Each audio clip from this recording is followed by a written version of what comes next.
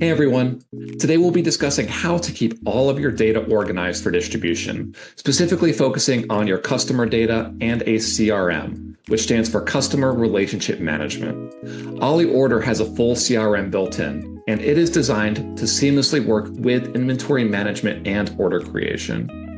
Before systems like Ollie, it would take many steps to create invoices, track inventory, log communication, and find new potential customers.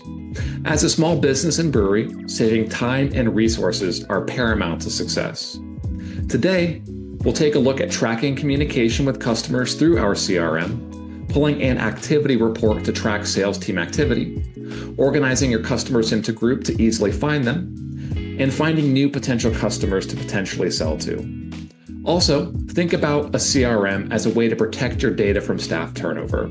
It can take days, weeks, even months to build relationships with customers that you distribute with. Keep those contact details and order histories organized and safe in the event of staff turnover and any other unexpected events. All right, let's get started. Let's begin by looking at the CRM built into Ollie Order. The CRM can be found under this Contact Management tab on the left-hand side.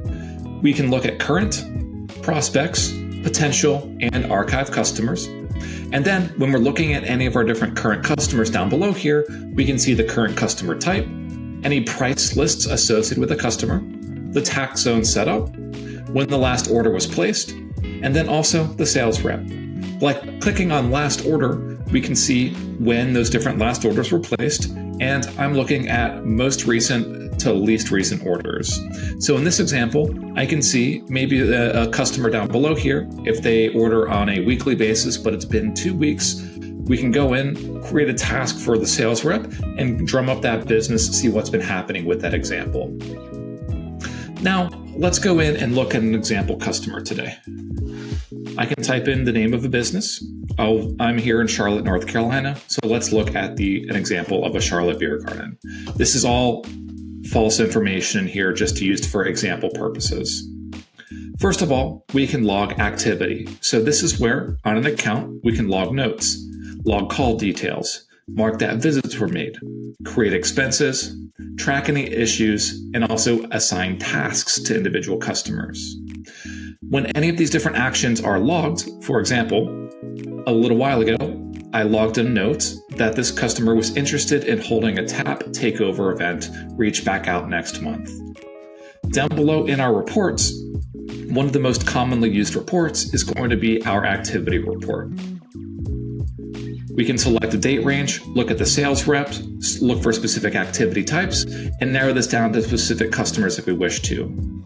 I pulled up that report as an example here, and we can see that activity was logged by me on the date for that specific customer, and then what that event content was. So this can be used for any of those different activity types, notes, calls, tasks, visits, to quickly be able to get a log of all the different activity that was done by a sales rep.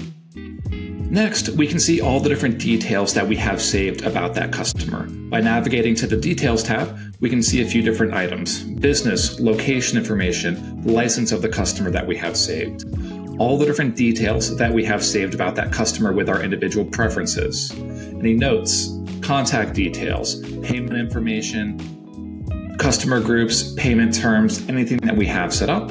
And with one click, we can then navigate to the page to create a new order as well. Speaking of customer groups, that is a great way to organize customers, and we can do it in a number of different ways.